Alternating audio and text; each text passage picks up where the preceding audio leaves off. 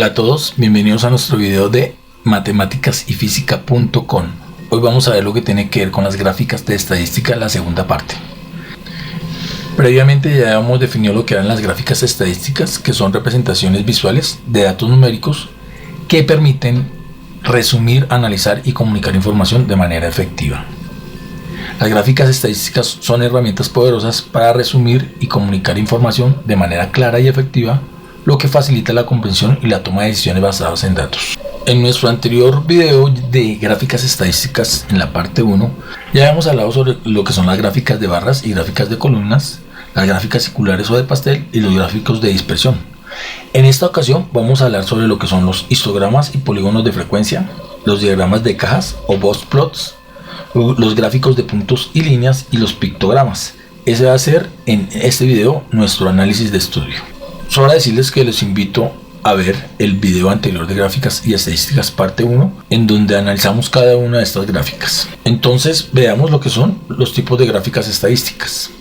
Entre los tipos de gráficas estadísticas que tenemos, y para nuestro estudio vamos a ver inicialmente los histogramas y polígonos de frecuencia, que estos gráficos muestran la distribución de una variable cuantitativa dividiendo el rango de valores en intervalos, representando la frecuencia de observaciones en cada intervalo mediante barras continuas. Aquí es importante tener en cuenta lo siguiente: cuáles son las funciones de la gráfica, ¿no? Lo que me interesa a mí cuando yo realmente hago una gráfica en estadística es, pues, inicialmente comunicar información, porque la gráfica nos permite dar información compleja de forma clara y concisa.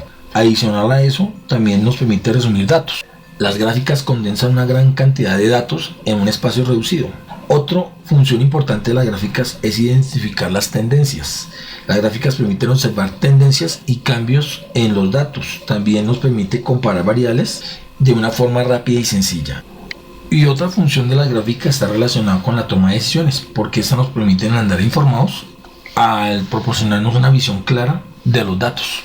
Siempre que abordamos las gráficas en estadística, existen algunas recomendaciones importantes que debemos tener en cuenta en el momento de crear gráficas en estadística. Por ejemplo, elegir el tipo de gráfico adecuado.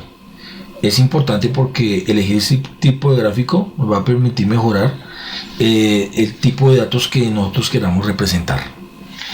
También utilizar títulos y etiquetas claros. Estos títulos y etiquetas deben ser claros y concisos para que la gráfica sea fácil de entender.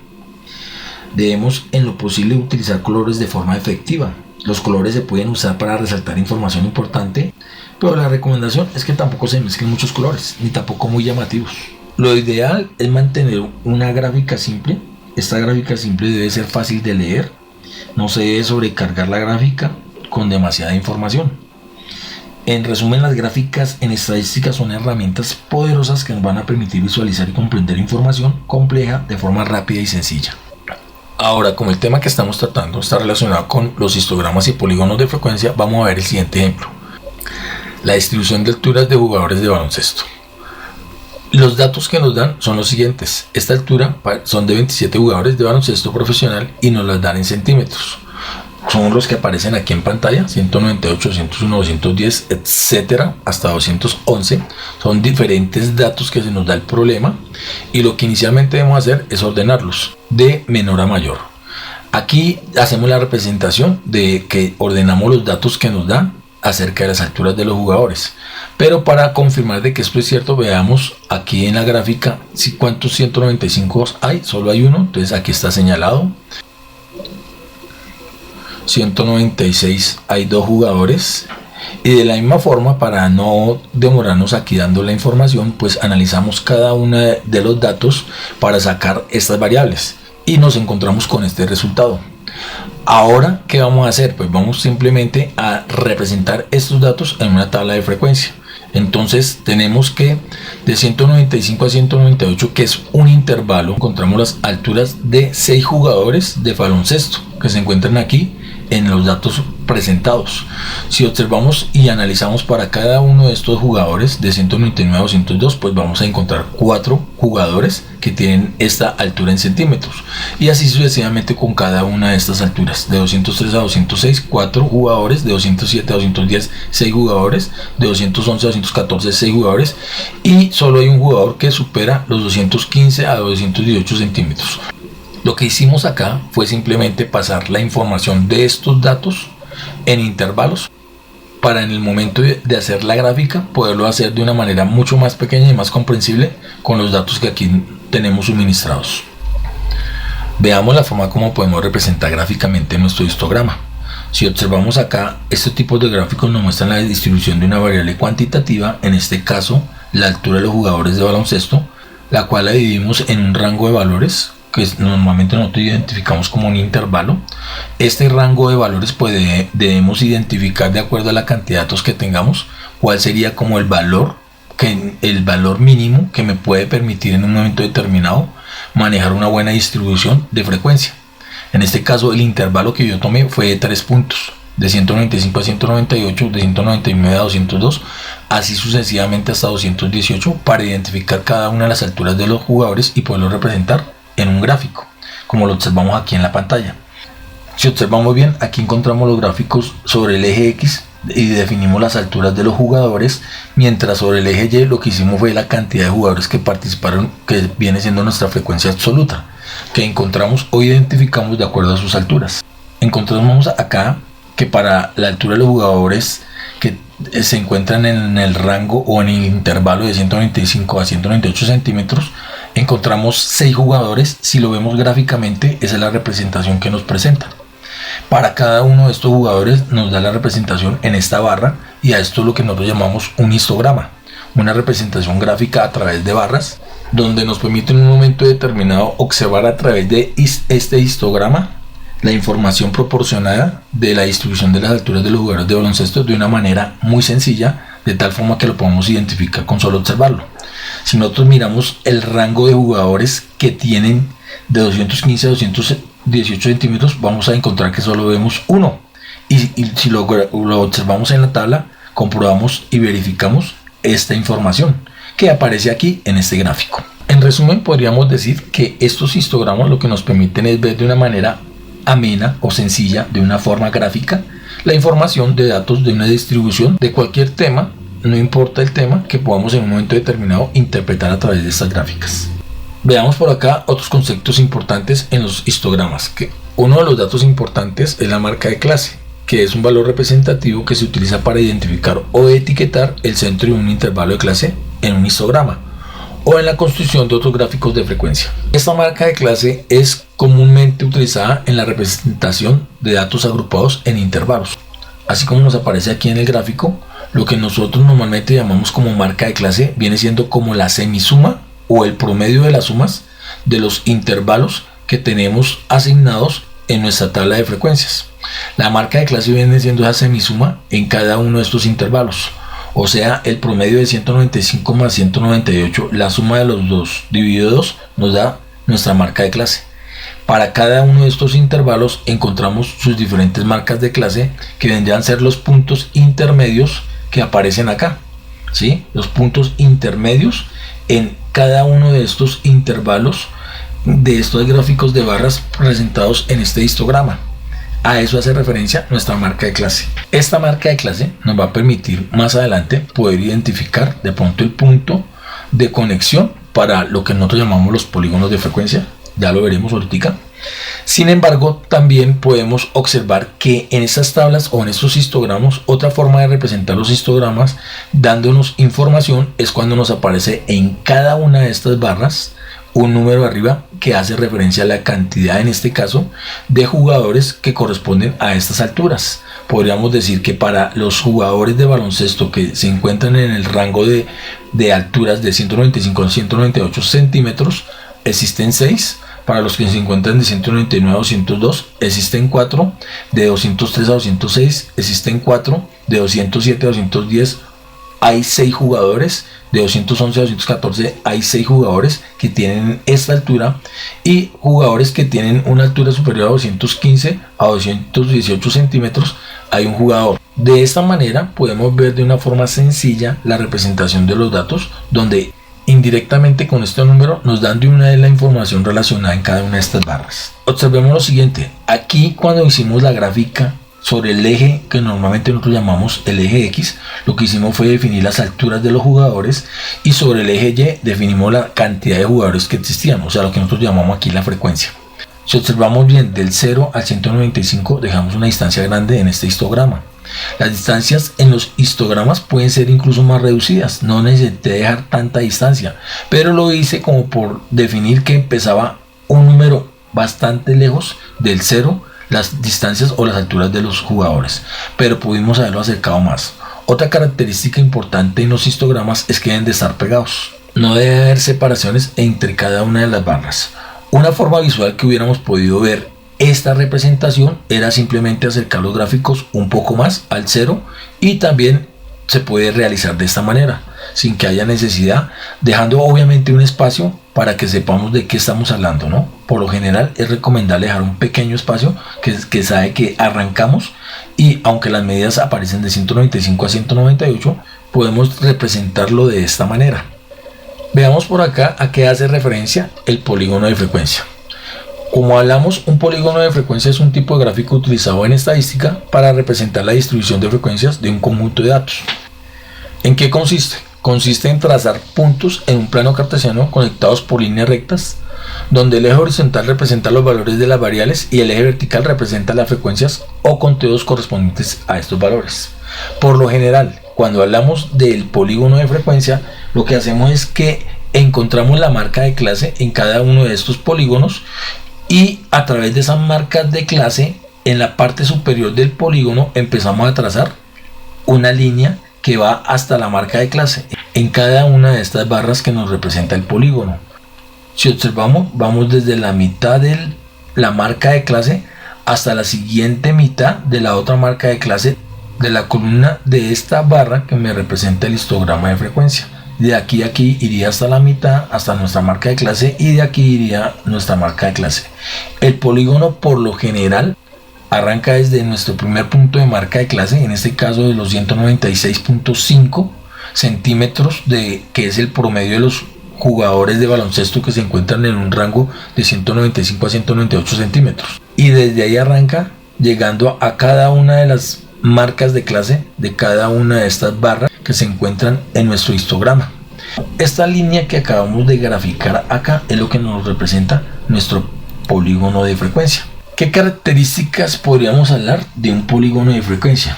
Que sobre el eje X o el eje horizontal, por lo general nosotros lo que hacemos es representar los límites de las clases o intervalos, que son los rangos en los que se agrupan los datos. Estos límites pueden ser valores numéricos, categorías o intervalos de tiempo dependiendo del tipo de datos. También tenemos que sobre el eje Y, que es el eje vertical, se deben representar por lo general las frecuencias, en este caso la frecuencia absoluta, que es lo que nosotros representamos acá. Esas observaciones por lo general debemos decir a qué hace referencia. Tanto en el eje Y como en el eje X debemos bautizar cada una de estos ejes. Para este caso nosotros estábamos analizando las alturas en centímetros ¿de qué? De unos jugadores de baloncesto. Pero al igual que estamos representando sobre el eje X y bautizando la altura, también sobre el eje Y debemos bautizar ¿qué? La variable que estamos analizando. En este caso, pues es nuestra frecuencia absoluta, que hace referencia a la cantidad de jugadores que cumplen estas condiciones, que están en el rango de cada una de estas condiciones que nos aparecen acá. Otra característica importante, podríamos mencionarla acá, está relacionada con los puntos y las líneas. Los puntos que ubicamos acá en cada una de las alturas de estas columnas que hacen parte de nuestro histograma en la marca de clase. Estos puntos y cada una de las líneas que me conforman estos puntos para de una manera u otra representar nuestro. Otra característica clave en un polígono de frecuencia está relacionada con la interpretación que nosotros le damos a los datos. Por lo general, la forma del polígono de frecuencia nos proporciona información sobre la distribución de estos datos. Por ejemplo, un polígono simétrico sugiere una distribución normal, mientras que un polígono simétrico nos sugiere una distribución normal, mientras que un polígono que esté sesgado hacia la derecha o hacia la izquierda nos indica una distribución sesgada de la información. Y otra característica está relacionada con la comparación. Los polígonos de frecuencia también pueden ser útiles para comparar la distribución de dos o más conjuntos de datos. Cuando representamos varios polígonos en un mismo gráfico, se pueden identificar fácilmente diferentes distribuciones en cada uno de los datos. Es importante aquí mencionar que a pesar de que estás observando en este momento este video sobre las gráficas estadísticas, en el canal ya se encuentran para cada uno de estos temas de las diferentes gráficas estadísticas videos relacionados específicamente con cada uno de los temas de las diferentes gráficas estadísticas. O sea, encontramos un video para las gráficas de barras, para las gráficas circulares, para las gráficas de líneas, para los histogramas y polígonos de frecuencia. Encontramos un propio video solo sobre este tema, para los diagramas de caja y bigotes y para los pictogramas, que son videos que ya se encuentran en el canal y que si es de tu interés los puedes ir a visitar. Bueno, veamos por acá algunos tipos de gráficas estadísticas diferentes que están relacionados con los diagramas de caja y bigotes. ¿Qué es un diagrama de caja y bigotes? Más conocido como los dot plots. Estos gráficos lo que hacen es que nos proporcionan una representación visual de la distribución de un conjunto de datos a través de 5 estadísticas resumidas, lo que tiene que ver con el mínimo, el primer cuartil, la mediana, el tercer cuartil y el máximo. Esos son datos que hacen parte de lo que es un diagrama de caja y bigotes. Cuando hablamos de este tema de diagrama de caja y bigotes, es importante analizar lo que tiene que ver con las medidas de posición. En estadísticas, estas son herramientas utilizadas para describir la distribución de datos en un conjunto de observaciones. Estas medidas nos proporcionan información sobre la ubicación relativa de los datos dentro de un conjunto, lo que nos ayuda a entender la dispersión y la forma de distribución. Normalmente, las medidas de posición son herramientas estadísticas que nos permiten dividir un conjunto de datos en grupos con el mismo número de individuos. Estas medidas son útiles para organizar y resumir conjuntos de datos. Nos ayudan a comprender la distribución de datos y a identificar valores centrales y valores atípicos. También nos permiten comparar diferentes conjuntos de datos, como identificar similitudes y diferencias entre la distribución de los datos de diferentes grupos o poblaciones. Y obviamente nos ayudan a tomar decisiones informadas sobre la base de la información que nos proporcionan estos datos. Veamos acá qué son los cuartiles como tal, que en estadística un cuartil es un valor que divide un conjunto de datos ordenados en 4 partes iguales. Esos cuartiles dividen la distribución de los datos en 3 puntos. Cada uno representa el 25% o un cuarto de los datos cuando se ordenan de menor a mayor. A eso hace referencia a los cuartiles como una medida de posición. Veamos acá una representación gráfica de lo que es un diagrama de caja y bigotes y de la definición de lo que es un cuartil. Esto lo vamos a hacer en un ejercicio, pero aquí podríamos dar un pequeño preámbulo de lo que es cómo viene distribuida una caja de bigotes. Por lo general se representa de esta manera, donde encontramos 5 estadísticas resumidas, que es lo que nos va a permitir nuestro estudio, que tiene que ver con el mínimo como el punto mínimo y el punto máximo, 2 puntos que hacen parte de una caja de bigotes. También encontramos los cuartiles 1, cuartil 2, que también se conoce como la mediana, y el tercer cuartil. Eso vendría a ser nuestra representación de una caja de bigotes, que por lo general en cada una de estas cajas encontramos un 25% de los datos en cada uno de estos cuartiles. Y esta es una forma como se representa una caja de bigotes. A continuación, en este mismo video veremos un ejemplo para poder entender de una mejor manera lo que es esta representación de este tipo de gráfica relacionado como el diagrama de caja y bigotes. Entonces veamos acá el ejemplo. Dice el peso de productos en una tienda de alimentos. Para eso vamos a necesitar algunos datos. Dice acá, supongamos que estamos analizando los pesos de productos en una tienda de alimentos. Se tienen los datos sobre los pesos en gramos de 15 productos diferentes.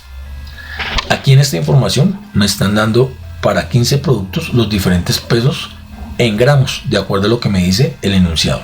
Lo primero que vamos a hacer es ordenar los datos. Para esto voy a empezar por el 450, que me encuentro un producto y encontramos 2 productos de 450. Voy a agilizar el video para poder identificar cada uno de los datos y ya resumidos darles la información de estos datos ordenados. Aquí la encontramos, tenemos 2 productos con 450 gramos, 3 con 480, 3 con 520, 1 con 530, 2 productos con 540 gramos, 3 productos con 550 gramos y 1 con 560 gramos. Si sumamos acá vamos a encontrar los 15 datos, y lo que hicimos fue reorganizar esta información que nos daban arriba. De igual manera, como en el anterior ejercicio, de acuerdo a los colores, pues fue la forma como los fui ordenando. De acuerdo a nuestro diagrama de caja de bigotes, debemos analizar 5 estadísticas resumidas: el mínimo, el primer cuartil, la mediana, el tercer cuartil y el máximo. ¿Cómo encontramos aquí el mínimo? Pues después de haberlo organizado, pues el menor valor que encontramos ahí, vamos a bautizarlo como el mínimo. Entonces nuestro mínimo aquí es 450. Otro dato que podemos encontrar es nuestro máximo. Nuestro máximo pues va a ser el mayor valor que encontremos cuando ordenamos estos datos de acuerdo a la información que nos suministraron. Entonces nuestro máximo para este ejercicio en especial, relacionado con los 15 productos y el peso en gramos de cada uno de estos, es de 560 gramos. Y otro dato que podemos encontrar rápidamente es la mediana. Esta mediana es relativamente fácil de encontrar cuando los datos son impares. ¿Por qué? Porque corresponde exactamente al dato que se encuentra en la mitad. Como aquí nos hablan que son 15 productos diferentes, entonces el dato que se encuentra exactamente en la mitad es el que se encuentra en el número 8 y tiene un porqué. Analicemos el dato. Entonces aquí hay 1, 2, 3, 4, 5, 6, 7 y 8. O sea que en el elemento 8, 520, es nuestro punto medio o mediana, o simplemente ahí va a ser lo que nosotros llamamos nuestro segundo cuartil, porque también se conoce con ese nombre. ¿Y por qué decimos que es nuestro punto medio? Porque si analizamos la cantidad de datos que hay hacia la izquierda y la cantidad de datos que hay hacia la derecha, corresponden a la misma cantidad. O sea, tenemos 7 datos hacia la izquierda y 7 datos hacia la derecha. Este punto, como lo dijimos acá, va a ser mi mediana o mi cuartil 2, que viene siendo el cuartil que está relacionado con la mediana, pero también con el 50% de la información de los datos, tal y como lo vemos aquí en la pantalla. Entonces, como lo dijimos, mi mediana va a ser de 520 gramos. Como observamos acá, ya tenemos 3 de los datos que hacen parte de los diagramas de la caja de bigotes. De los 5 datos de estadísticas resumidas, en este momento tenemos el mínimo, el máximo y la mediana o nuestro segundo cuartil. ¿Qué necesitamos hallar? El primer cuartil y nuestro tercer cuartil. Una forma sencilla de hallar gráficamente, así, con esta observación, con estos datos que tenemos acá en pantalla, el primer cuartil es simplemente hallar exactamente la mediana que hay entre estos dos puntos, entre 450 y nuestro segundo cuartil. Exactamente en la mitad vamos a encontrar nuestro primer cuartil. Si observamos, aquí hay 7 datos y podríamos decir 1, 2, 3, 4. En el cuarto dato, en esta posición, encontraríamos nuestro primer cuartil, porque sería exactamente la mitad del mínimo con respecto al segundo cuartil o la mediana. Entonces, si ubicamos en este punto, aquí encontramos la posición de nuestro primer cuartil. O sea que la medida de nuestro primer cuartil corresponde a 480. De igual manera podemos encontrar nuestro tercer cuartil, que vendría a estar entre 520 y 560, o sea en 550, exactamente en la mitad, porque corresponde exactamente al dato que se encuentra exactamente en la mitad de estos dos puntos. Estos 550 vendría a ser que mi cuartil 3, y esa sería una forma sencilla de identificar estos cuartiles cuando los datos son impares. Cuando los datos son pares, nos toca hacer un análisis diferente. Es importante entender aquí que los cuartiles son útiles para comprender la distribución de los datos y poder calcular la dispersión o la variabilidad en un conjunto de datos. Los cuartiles son comúnmente utilizados en este tipo de diagramas de caja y bigotes y lo que tiene que ver con la estadística descriptiva. ¿Qué podríamos analizar con respecto a estos datos? Que para nuestro primer cuartil lo que podríamos decir es que existen en la tienda de alimentos un 25% de los productos que se encuentran entre el rango de 450 gramos y 480 gramos. También podríamos decir que también hay un 25% de los productos que se encuentran entre 480 grados y 520 gramos. Dicho de otra manera, podríamos decir que la mitad de los productos de la tienda de alimentos tienen un peso inferior a 520 gramos. O incluso podríamos decir también que tienen un peso superior a 520 gramos. Otra forma de analizar esta información es que solo un 25% de los productos de la tienda tienen un peso superior a 550 gramos. Los demás, el 75% de los productos, tienen un peso inferior a 550 gramos. Es la forma como yo podría utilizar cada uno de estos conceptos para dar información acerca de los alimentos que encontramos en la tienda. Si observamos acá, nosotros hicimos este análisis de una forma muy sencilla, pero obviamente se puede hacer de la forma analítica, que es utilizando ya las ecuaciones para calcular cada uno de estos valores. cada uno de los cuartiles. Observémoslo por acá. Veamos aquí de esta forma cómo podríamos calcular nosotros a través de un análisis matemático o a través de una ecuación los valores de cada uno de estos cuartiles. Para hallar la posición, lo que nos permite hallar los diferentes cuartiles es la posición donde se encuentran los datos, que me representa hasta ahí los datos. Por ejemplo, acá el cuartil 1 me representa el 25% de los datos, el cuartil 2 el 50% de la información, el cuartil 3 el 75% de la información, y en este caso entre el máximo y el mínimo podríamos hablar de la cantidad de información de datos que podemos suministrar. Entonces, ¿qué sucede si el número de datos es impar? Pues que podemos hallar la posición de cada uno de estos cuartiles a través de esta ecuación, donde K es la posición del cuartil. Analicemos qué sucede si el número de datos es par, pues que debemos analizar esa posición del cuartil a través de esta ecuación. ¿Listo? Aquí para los diferentes cuartiles, donde podríamos decir que de Q índice K es el cuartil K, donde K es la posición del cuartil y N es el número de datos.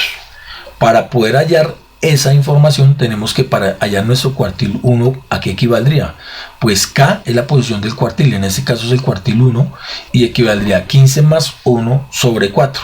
¿Quién es 15? 15 va a ser el número de datos, o sea la N, la cantidad de datos que tenemos en nuestra información. Para este ejemplo fueron 15 productos, 15 datos. Ese es el número que nosotros representamos acá. Y lo que hago es que primero sumo y después multiplico. 15 más 1, 16 por 1, 16. Y lo divido por 4. Aquí el resultado de esto lo que me indica es la posición. En este caso el Q1 o el cuartil 1 se encuentra en la cuarta posición de la información de los datos que me suministraron. Y corresponde al valor de 480, tal y como aparece acá.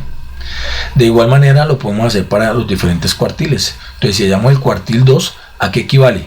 A N, que es el número de datos, en este 15 más 1 por 2 sobre 4.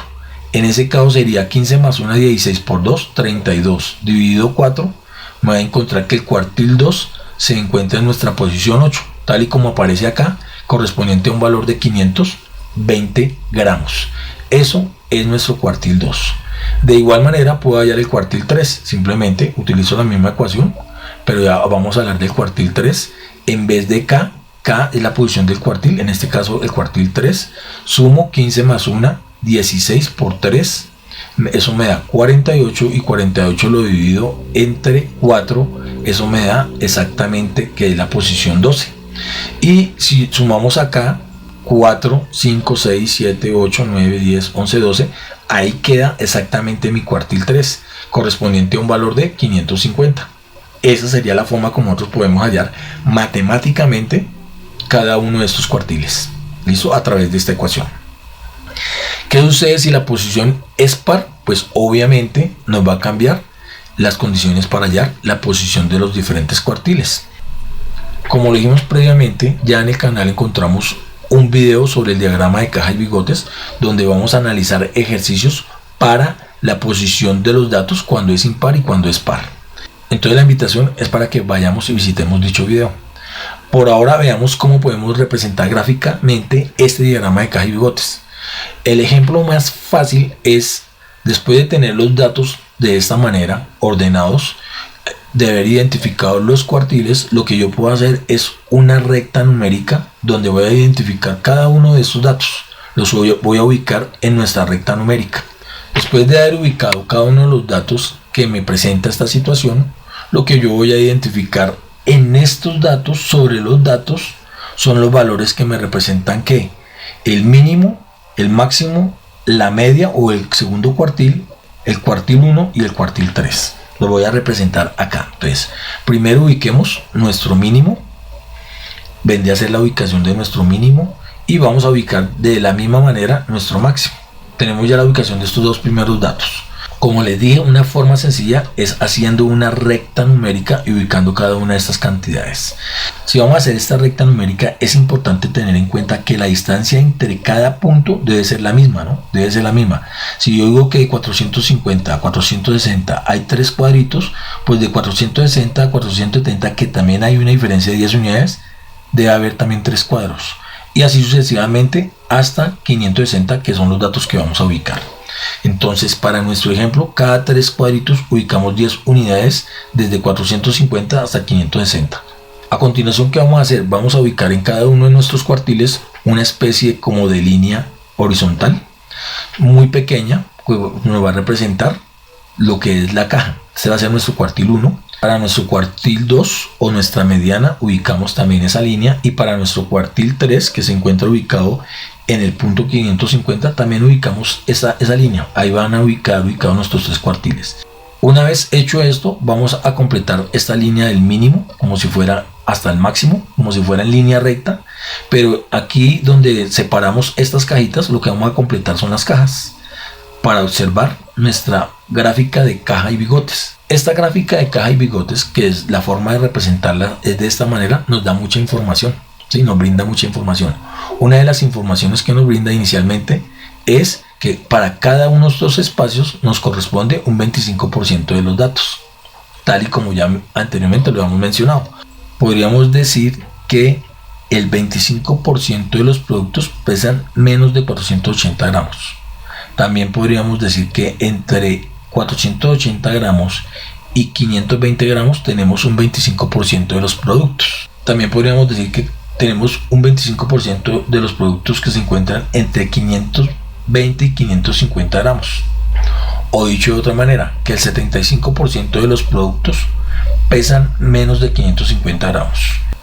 Y también podríamos decirlo de otra manera, que solo tenemos el 25% de los productos que pesan más de 550 gramos. Es la forma como podemos interpretar de varias maneras esta representación gráfica de caja y bigotes. O sea, al observar esta información podemos darle muchas interpretaciones y muchas preguntas que podríamos hacernos con respecto a, en este caso, los productos de una tienda de alimentos. Si yo observo acá, podría decir que la mitad de los productos, el 50% de los productos de alimentos pesan menos de 520 gramos. O, dicho de otra manera, que el 50% de los productos pesan más de 520 gramos. Bueno, aquí también es importante identificar, cuando hacemos referencia a nuestra gráfico de caja y bigotes, por qué se llama así, ¿no? Esta, pues obviamente, si observamos bien acá, donde se encuentra este 50%, decimos que es la caja, ¿no? La caja. Y los bigotes van a estar representados por estas dos líneas. Si observamos acá, entre más dispersas o entre más grande sea la caja de bigotes o más dispersa sea cada una de estas líneas, pues obviamente la distribución de datos va a ser mayor, va a ser más disperso, ¿sí? Entre más grande sea la caja de bigotes o más grandes sean las líneas, estas líneas que nos representan los bigotes, más grande va a ser la dispersión de los datos. Por ahora es importante entender que esta parte de acá es lo que nosotros llamamos el bigote inferior, y pues la de acá va a ser nuestro bigote superior. Acá nosotros estamos haciendo una representación básica y sencilla de lo que es una caja de bigotes, pero obviamente podemos comparar diferentes cajas de bigotes para poder tener diferente información acerca de algunos datos en importancia. Dependiendo de la situación, podríamos encontrar otra forma de representar la caja de bigotes con más cajas de bigotes, y de ahí poder sacar diferentes datos o diferente información. También es importante entender que los diagramas de caja, al igual que los histogramas, nos permiten en un momento determinado observar si son o no simétricas las medidas. Por ejemplo, si observamos acá, estas medidas de acá podríamos decir que no son propiamente simétricas, porque está más recargado las medidas de una parte de la caja. Incluso las líneas, el 25% de los datos mínimos o del bigote inferior es mucho menor que el 25% del bigote mayor.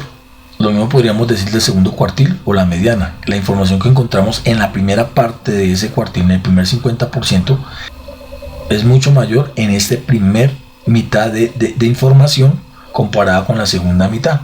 Esto nos permite identificar diferentes casos, ¿sí? Podemos hablar de una simetría en las cajas cuando se encuentran en igual proporción los datos, o podríamos hablar de que no son antisimétricas, una asimetría que es mayor la información hacia la izquierda que hacia la derecha, o al contrario, puede en un momento determinado encontrar mayor información a la derecha que a la izquierda. Podríamos hablar de una asimetría positiva cuando la información se encuentra sesgada más hacia la derecha, y una asimetría negativa cuando la información se encuentra más sesgada hacia la izquierda.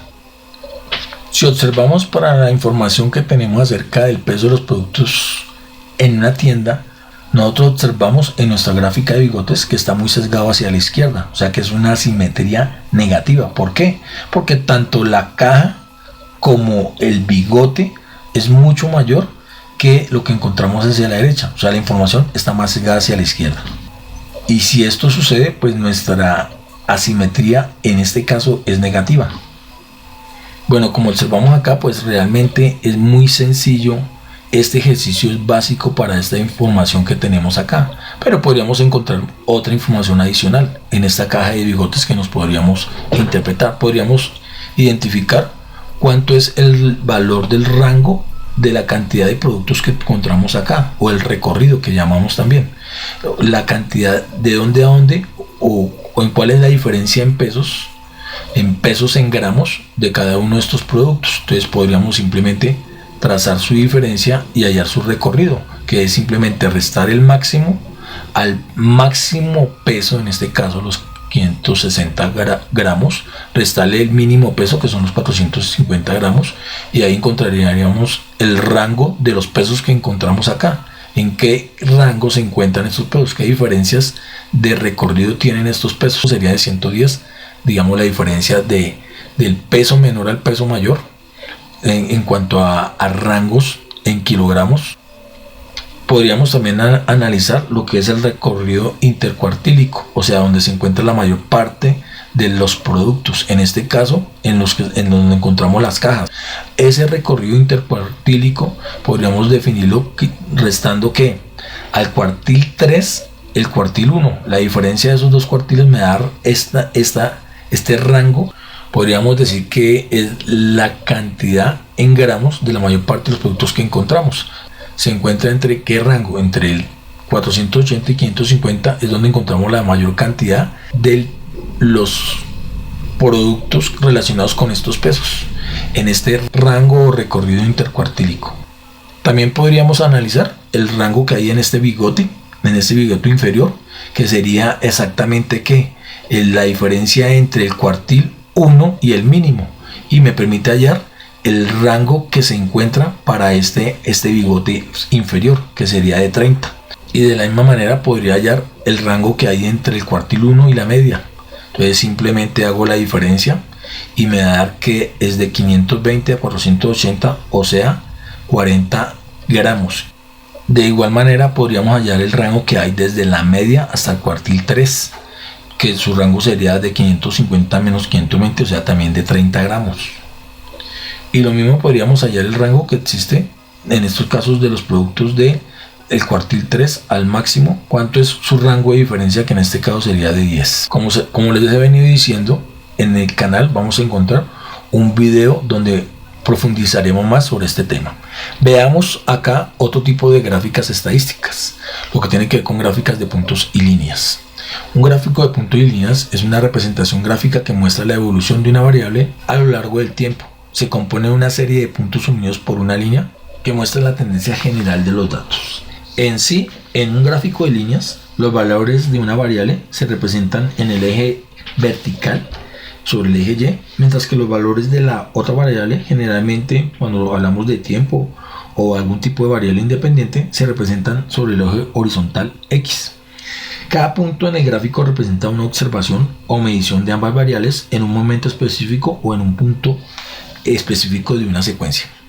Veamos acá un ejemplo para comprender esto que acabo de informar. La temperatura diaria durante una semana.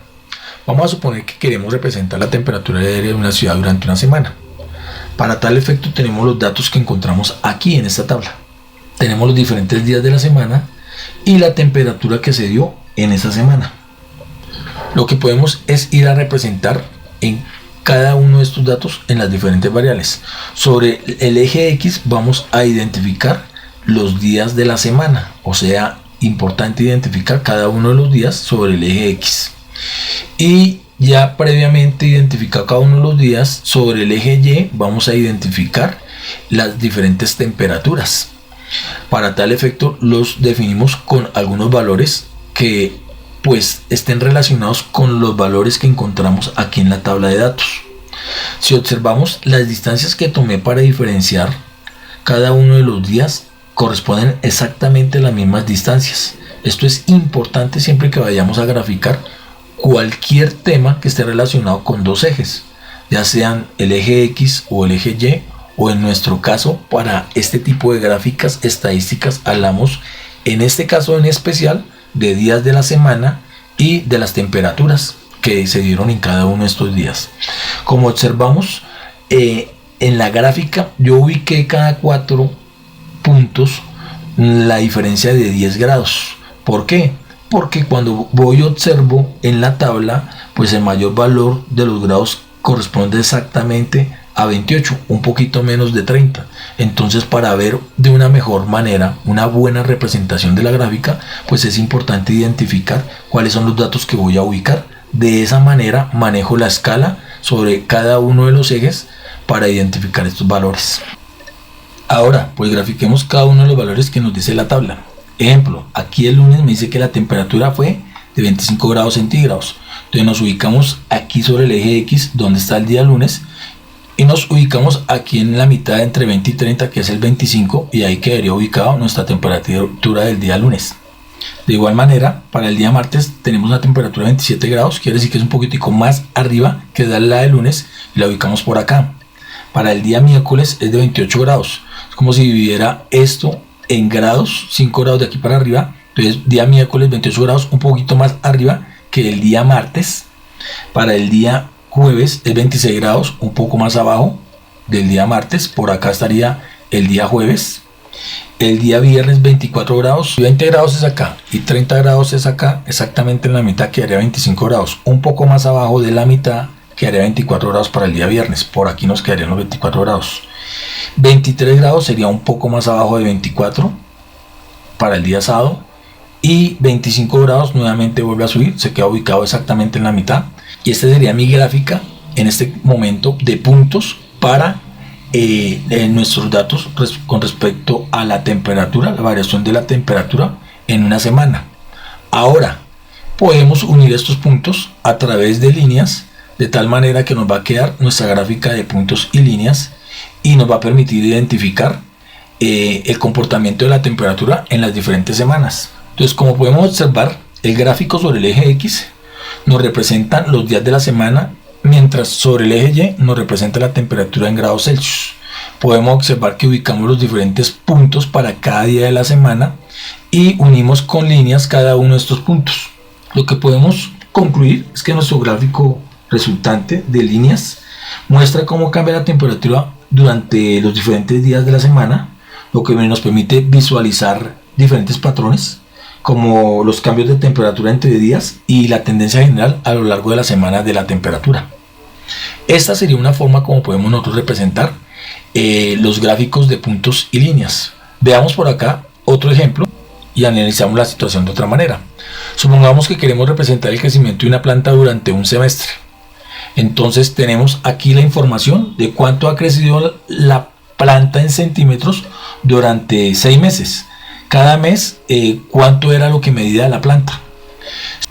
Entonces ubiquemos inicialmente sobre el eje X cada uno de los meses del año. Tenemos enero, febrero, marzo, abril, mayo y junio. Hasta ahí iría nuestro estudio. Anexamos a julio como por lo que el año continúa, ¿no? No podemos delimitar estas gráficas nunca. Entonces quiere decir que de ahí para allá sigue continuando el año. Pero aunque nuestro estudio sea para los primeros 6 meses del año. De igual manera sobre el eje Y vamos a ubicar el crecimiento de la planta, ¿cierto? Esto va a ser en centímetros y debemos identificar la escala. ¿A qué escala la podemos trabajar? Observemos que aquí encontramos que el mayor número es 24.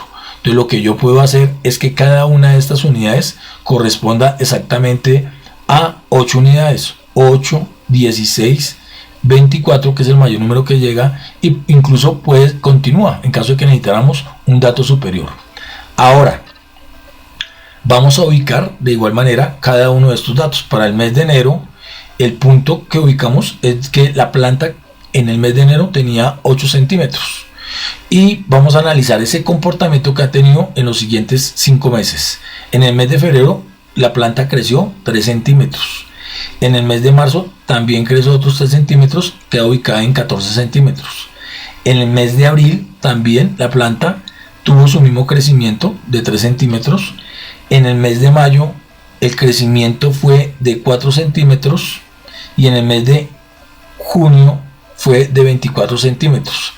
En promedio, como vemos ubicado aquí la gráfica, podríamos decir que es de una forma como lineal. El crecimiento que tuvo la planta durante los 6 meses es de forma lineal, o sea que ha venido creciendo proporcionalmente durante cada uno de los meses, con pequeñas diferencias, pero digamos que aproximadamente podríamos relacionar cada uno de estos puntos con una línea recta.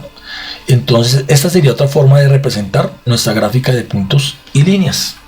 En este otro ejemplo acabamos de observar que, a diferencia del anterior, aquí nos dio una especie de línea recta.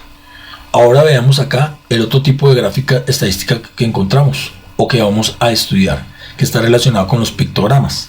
En esencia, ¿qué es un pictograma? Un pictograma es una representación gráfica de datos que utiliza imágenes o símbolos para mostrar información de una manera visual y fácil de entender.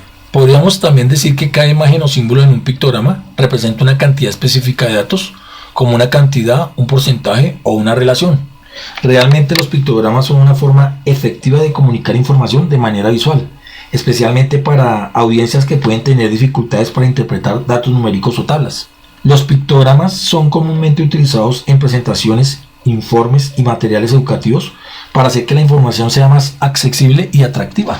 En un pictograma, el tamaño, el color o la cantidad de símbolos representados pueden variar para indicar diferentes niveles o valores de datos. Por ejemplo, en un pictograma que representa la población de diferentes países, el tamaño de los símbolos podría variar proporcionalmente según el tamaño de la población de cada país. Es importante tener en cuenta que los pictogramas deben ser claros y comprensibles para la gente o el público al que se dirigen. Las imágenes o símbolos utilizados deben ser fácilmente reconocibles y estar relacionados de manera clara con los datos que se están presentando. En resumen, podríamos decir que un pictograma es una forma de visualización de datos que utiliza imágenes o símbolos para representar información de manera visual y comprensible. Es una herramienta muy útil para comunicar información de manera efectiva y atractiva. Entonces veamos acá un ejemplo. Dice acá: representa las ventas mensuales de frutas en una tienda de comestibles utilizando un pictograma. Cada manzana representa 2000 en ventas y cada plátano representa 1000 en ventas.